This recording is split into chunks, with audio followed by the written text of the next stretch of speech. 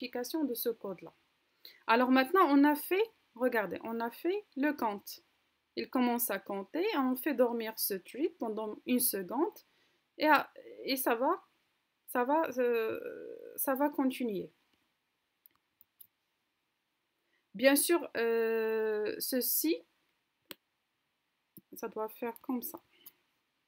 Donc, tant que runner est vrai, on continue à compter. C'est bon? Ce runner qui est égal à true, c'est lui qui va donner le point de démarrage pour les deux tweets. Regardez, jusqu'à maintenant, on a fait le compte, on a fait le traitement. Est-ce qu'on a affiché le compteur jusqu'à maintenant? L'affichage. Non. On n'a pas fait l'affichage. On a fait juste le traitement. Ça veut dire faire marcher le compteur. On n'a pas fait l'affichage. Alors, pour faire l'affichage, qu'est-ce qu'on avait dit? Oui. Pour afficher ce traitement qu'on vient de faire, qu'est-ce qu'on avait dit? Des deux règles. Le trait principal. Voilà. Donc, qu'est-ce qu'on avait dit? Tout travail qui concerne l'affichage, il doit être fait en se référant du tweet principal, qui est le tweet par défaut de l'application Android. Donc, bien sûr, on ne peut pas faire, par exemple, on ne peut pas dire directement CPT1, set text, par exemple. On ne peut pas faire ceci, set text. Texte, on a la valeur x, la valeur de x. Non, on n'a pas le droit de faire ça. Si on fait ça, il va déclencher une exception. Alors, pour faire ceci, bien sûr, on doit se référer au tweet principal. C'est clair? On doit se référer au tweet principal. C'est pour cela on a appelé myActivité parce que myActivité, il va nous donner la main pour se référer au tweet principal. On a demandé l'autorisation du tweet principal. On a appelé le tweet principal à l'intérieur de ce tweet pour faire l'affichage, pour modifier l'affichage de l'activité. C'est clair? Oui, madame. Vous avez compris? Oui, madame. Oui, madame. Très bien. Donc, on ne peut pas faire l'affichage d'une manière directe à l'intérieur du tweet. On doit appeler le tweet principal pour se charger de l'affichage. Je reçois un message. C'est quoi? Oui.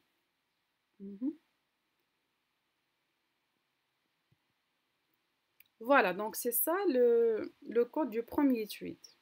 Le code du deuxième tweet, c'est la même chose. Ce qui va changer, c'est juste le point de départ. Ici, on a commencé par 0. Le deuxième tweet va commencer de 100. C'est bon? C'est la même chose. De 100. Oui. Il va commencer de 100. On va appeler la méthode run. On va surcharger la méthode run et on va commencer notre traitement. On fait augmenter le compteur et pour modifier l'affichage, pour afficher ce qu'on compte, bien sûr, on doit appeler toujours le tweet principal. Et on fait dormir le tweet pendant 1000 secondes, ça veut dire une seconde. Parce que si on fait ici tweet.sleep des 1000, le comptage, ça va se faire 10 secondes, 10 secondes. C'est bon? Et si on fait 1000 millisecondes pour dire faire dormir le tweet pendant une seconde. Et voilà, donc les deux tweets sont prêts. Qu'est-ce qu'il reste à faire? Il reste à les appeler à l'intérieur des méthodes des boutons. Parce que dans l'exemple, lorsqu'on clique sur Start, les tweets doivent commencer. Lorsqu'on clique sur Stop, les tweets s'arrêtent. Et lorsqu'on clique sur Message, un message s'affiche. Donc, il reste à quoi? Il reste de définir les événements de Start, Stop et afficher message. Alors, dans Start, qu'est-ce qu'on avait dit? Pour Start, alors, il suffit de, sous booléen là qu'on a déclaré en haut, il suffit de dire que le runner égale à true. Alors, le runner égale à true, il va donner la main au tweet de commencer le comptage. Parce qu'on a dit while runner égale à true, faire ceci, compter et afficher. C'est bon? Donc, bien évidemment, on peut rappeler ça dans start, dans la méthode qui gère l'événement start. Et on instancie le tweet et on dit que pour démarrer le tweet, on appelle la méthode start. T1.start. La deuxième, la même chose pour le tweet 2. Et voilà, lorsqu'on clique le bouton start, les deux tweets commencent à travailler en parallèle. Pour le stop, pour stopper les deux tweets, il suffit que le booléen passe à false. Parce que si les deux booléens passent à false, regardez, runner ne peut plus être true. Donc il va s'arrêter. Les deux tweets s'arrêtent. C'est bon? Et bien sûr, pour la méthode afficher message, c'est simple. C'est juste un to ask make text. Lorsqu'on clique sur le afficher message, il va afficher un message qui va durer une petite période. C'est bon?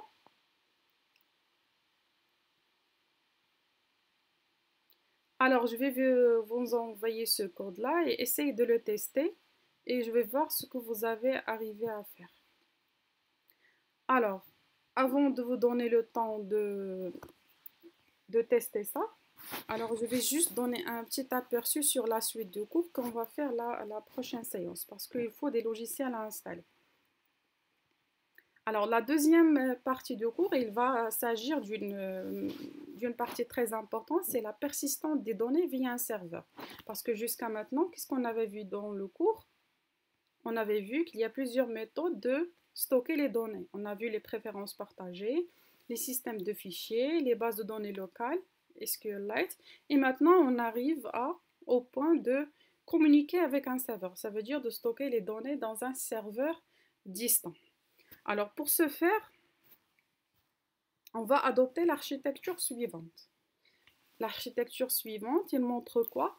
Il montre que Android, pour communiquer à une base de données distante, il ne peut pas le faire directement, comme on a fait avec la base de données SQLite. Alors, qu'est-ce qu'il doit faire? Il doit passer par un web service. Alors, ce web service, on va le coder en PHP.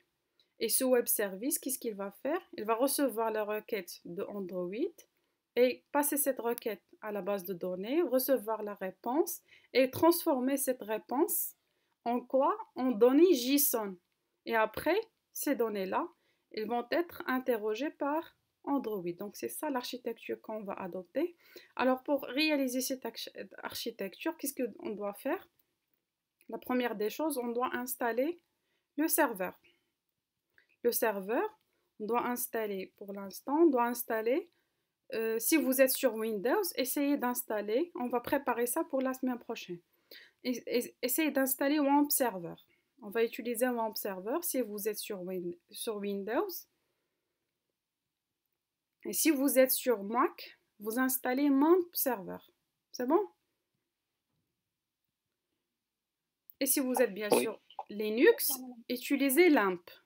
Et c'est parce qu'on n'a pas l'accès à un serveur de Google, par exemple, etc.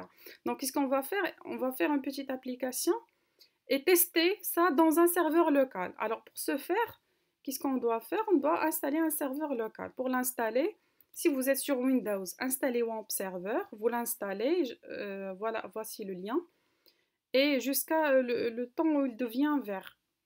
Si vous l'installez et ça devient orange, essayez de voir, il y aura un conflit de port avec le produit I2S de Microsoft. Essayez de voir ce problème-là. S'il devient vert, ça marche. On peut commencer le travail. Pour les gens qui utilisent Mac, vous téléchargez MAMP. Et pour ceux qui utilisent Linux, vous téléchargez LAMP. Et ce sont les mêmes produits, sauf pour des plateformes différentes. Parce que WAMP, c'est W, c'est Windows. A, c'est Apache. M, MySQL. Et P, c'est PHP. MAMP, c'est Mac, Apache, MySQL, PHP. Et LAMP, c'est Linux, Apache, etc. Donc, on aura besoin de ça la semaine prochaine. Donc, essayez d'installer ça. On continue on va voir, on va toucher au vrai l'intérêt de la programmation concurrente parce que la communication avec le serveur, on va la faire dans un thread en tâche de fond. Donc, vous allez voir l'intérêt de cette programmation concurrente. Alors, je vais vous envoyer maintenant le code de l'exemple qu'on vient de tester pour le voir et essayez de le tester. Donnez-moi un feedback, comment ça se passe. Est-ce que vous c'est bien compris la notion de la programmation concurrente? C'est bon? Oui, c'est bon. C'est bon? Oui, c'est bon. Oui, madame.